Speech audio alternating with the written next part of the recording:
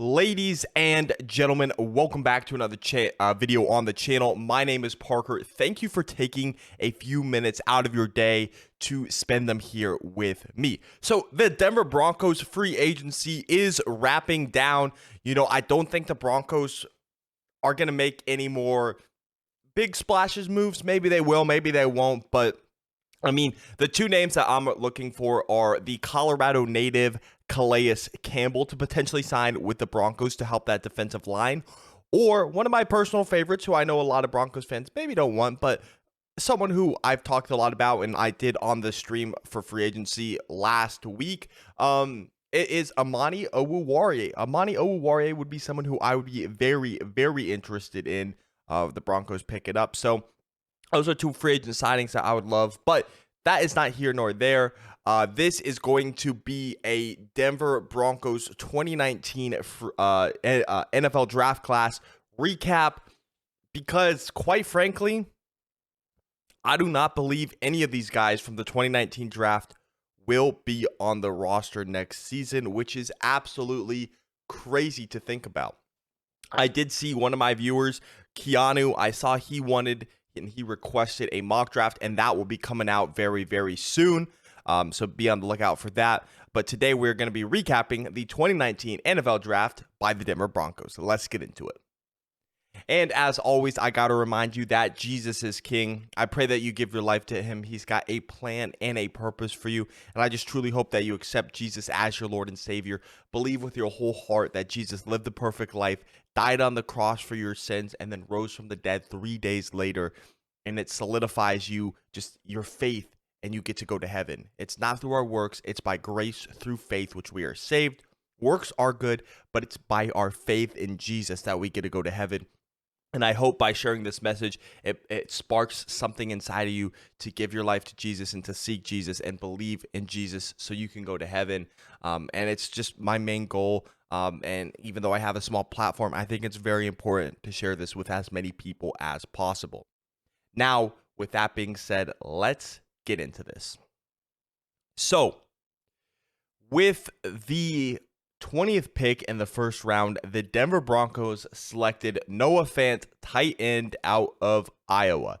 Now, keep in mind, these stats are only going to be shown for what they have done in Denver. It's not going to include anything they've done in teams after they've moved on from Denver, just during their time in Denver. And Noah Fant played in 47 games, and he had 170 receptions on 247 targets.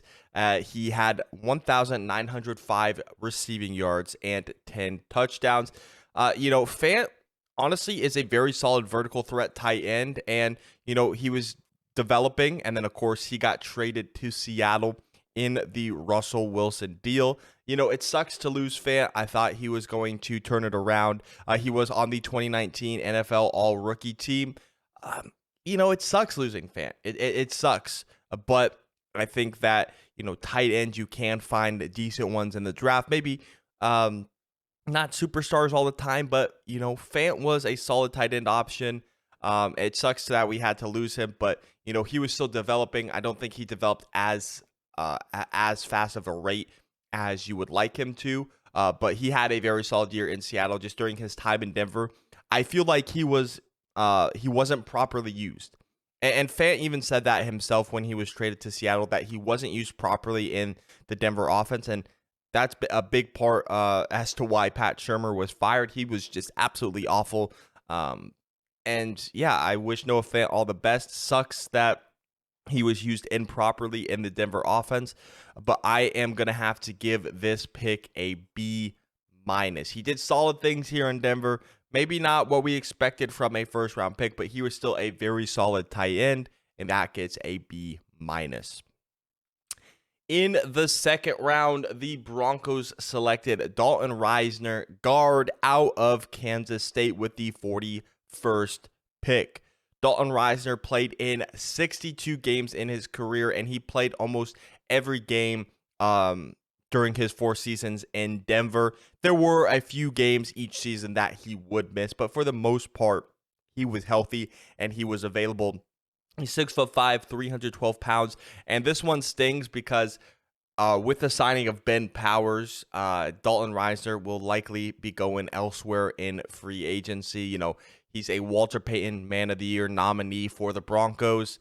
And it just sucks to see him go because he's a hometown kid from Wiggins, Colorado. He had a solid rookie year, but ever since his rookie year, he just seemingly started to regress. And then, of course, like I mentioned earlier, was replaced by Ben Powers this offseason. So Dalton Reisner will be looking for employment elsewhere on another team.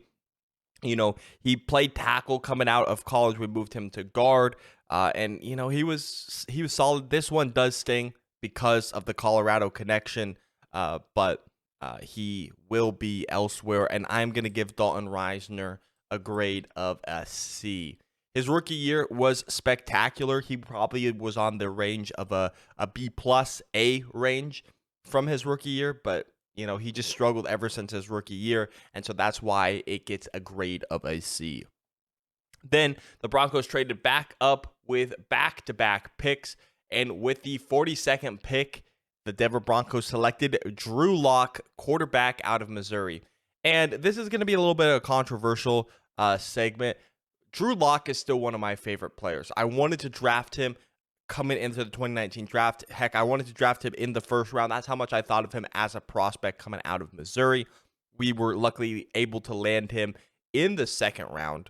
But, Drew had a solid finish to his rookie season. Of course, he didn't start until the last 4-5 games of that 2019 season.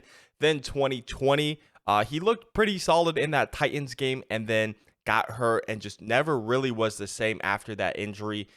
Then the following year, he was replaced by Teddy Bridgewater. And then, of course, last season, he was traded to Seattle, where he was the backup to Geno Smith. But during his time in Denver, Locke had 421 completions on 710 passing attempts. He threw for 4,740 yards, 25 touchdowns to 20 interceptions, which was, a big reason that, I don't know, the big reason maybe he was benched behind Teddy Bridgewater. But to me, I feel like he should have started over Teddy Bridgewater.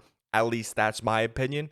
My opinion is that Drew should have started earlier in the season, but hey, that's just me. But he did need to cut down the touchdown to interception ratio, and he had a 79.3 quarterback rating.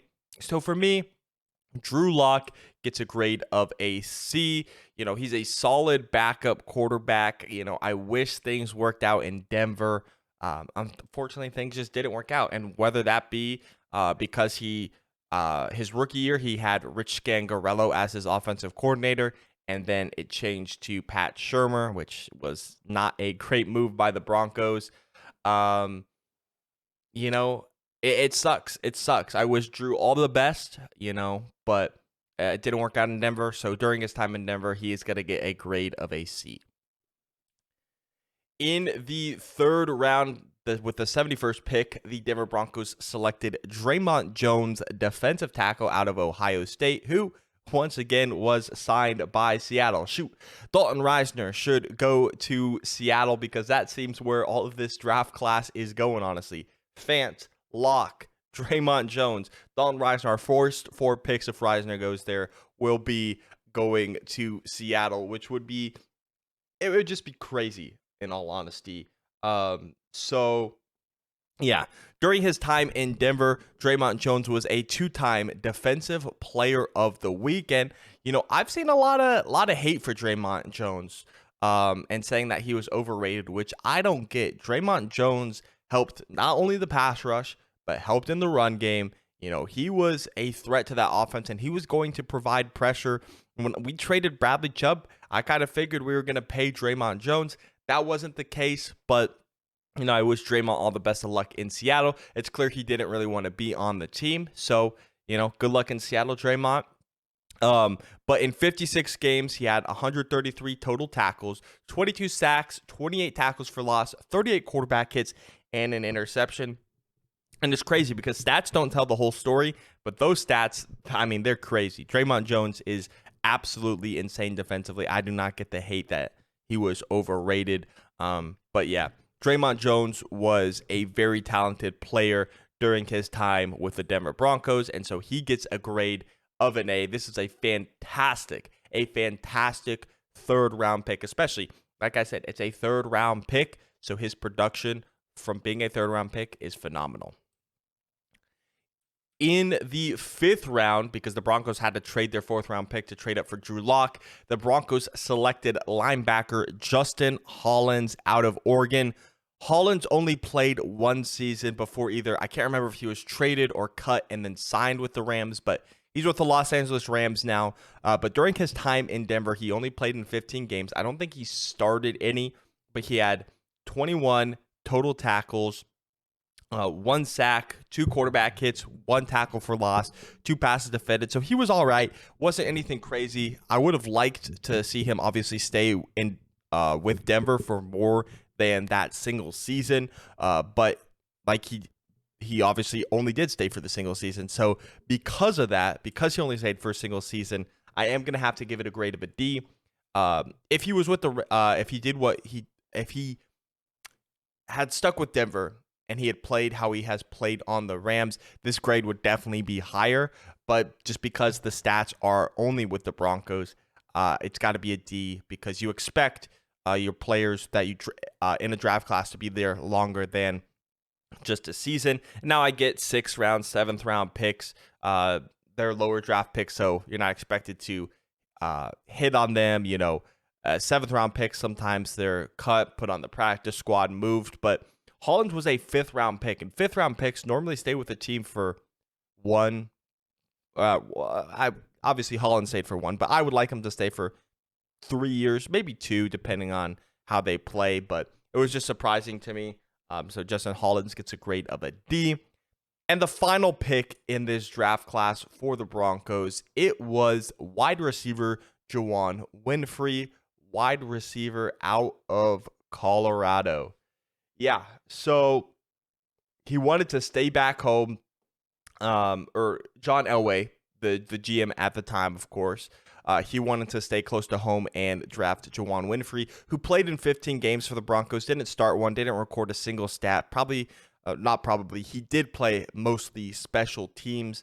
But yeah, I feel like John Elway, this was a little bit of a reach, and the reason why he picked Juwan Winfrey is because Philip Lindsay obviously played at Colorado, and he was a little bit upset that he wasn't drafted, almost signed somewhere else. So John Elway wanted to stay close to home with Juwan Winfrey, and obviously they got the chance to scout him quite regularly just because he's up in Boulder, not too far from Denver. So yeah, but Juwan Winfrey only played in 15 games and didn't record a single stat. Was a special teamer, but because he only played in 1 season and didn't record any stats, I'm going to have to give this grade an F. And I know it's a little harsh because he was a 6th round pick, but just wasn't productive for the Broncos. And now he is with the Green Bay Packers, actually.